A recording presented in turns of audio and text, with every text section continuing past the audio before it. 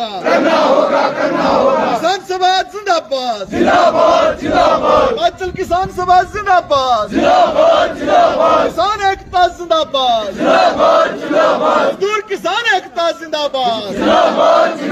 हमारी मांगे पूरी करो, हमारी मांगे पूरी करो।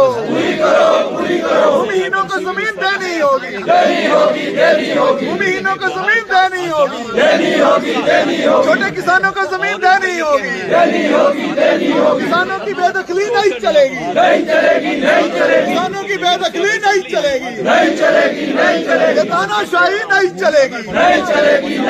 वन अधिकार कानून लागू करो, वन अधिकार कानून लागू करो, भूमि अधिग्रहण कानून लागू करो, भूमि अधिग्रहण कानून लागू करो।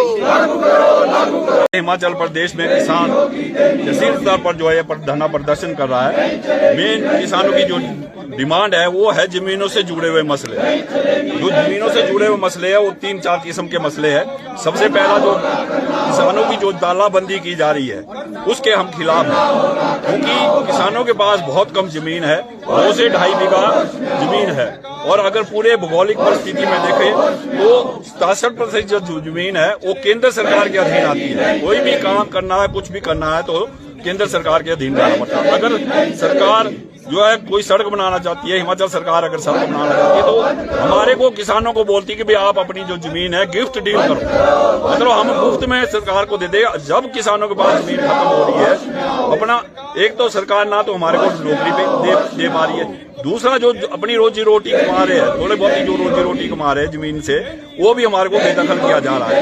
बहुत सी अनियमितताएं बरती गई है। 9 तोड़ दी जाती थी, उस 9 तोड़ को कई जगह पर अभी रजिस्टर्ड में भी 1977 में 72 के कई लोग हमारे बीच में ऐसे आए हुए जिनको 1977 में जो है जमीन दी गई, लेकिन उनके नाम पट्टे नहीं चढ़े। अभी भी जो पिछले साल आपदा आई है, पटवारी साहब जाते हैं या कोई भी जाता है सरकार की ओर से कि भी आपको यहाँ पर जो है जमीन दे देते हैं, आप यहाँ पर मकान बना दो। किसी का मकान आपदा में चला गया, लेकिन वो उसके नाम अभी तक भी नहीं है। अगर उस व्यक्ति की बेदखली की जाएगी तो क्या मतलब बनता है? क्योंकि जीने का अधिकार हमारे को संवैधानिक तौर पर दिया हुआ, जीने का अधिकार हमारे को दिया हुआ, तो हमारे भी एक रोजी रोटी का मसला है। और जो सबसे बड़ी बात है कि एक जो वन अधिकार कानून है वो हिमाचल प्रदेश में लागू ही नहीं किया गया। उसके तहत अगर सरकार चाहे तो जमीन दी जा सकती है, क्योंकि वन अधिकार का मतलब है कि जब राज्य रजवाड़ों के समय भी था, अंग्रेजों का समय भी था, तब भी हमारे हक हकूक थे उसमें।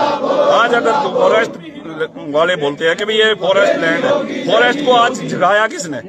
जब आग लगती है तो वहाँ गांव के लोग आते, वहां पर आते हैं, हमारे राइट्स थे वहां पर।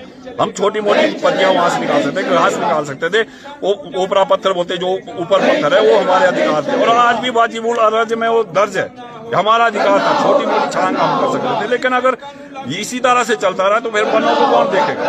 अगर हम वन महोत्सव मनाते हैं, कौन उसमें जाते हैं? लेकिन ठाकुर साहब बहुत सारे लोगों ने अवैध कब्जा भी कर रखा है और सैकड़ों की तादाद में कर रखा है। इसमें 2 तरह के पैरामीटर है कि क्या उसको भी आप नियमित करने की मांग उठा रहे हैं? हमारी जो नियमित करने की मांग है वो है 5 बीघा तक। 5 बीघा, अगर मान लो मेरे पास 2.5 बीघा जमीन है तो 2.5 बीघा सरकार मेरे को दे। और पहले देते थे, 1980 का जो कानून आया उसके बाद ये बंद हुआ, पहले देते थे, क्योंकि जीवन यापन भी तो करना है।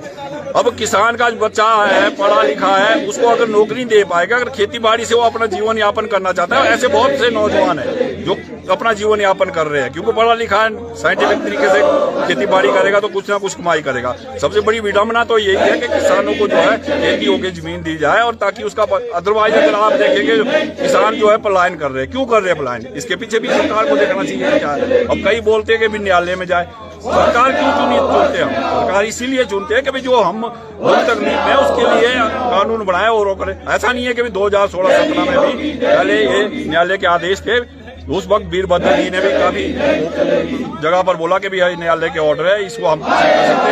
लेकिन जब किसान सभा ने आंदोलन किया, विधानसभा का घेराव किया, तो हम तो 5 बीघे की मांग कर रहे थे, लेकिन सरकार ने जो 10 बीघे का प्रस्ताव पारित कर दिया। विडम्बना है कि 2017 में जब बीजेपी सरकार आई तो नहीं आगे बढ़ पाया। सरकार तो जान लीजिए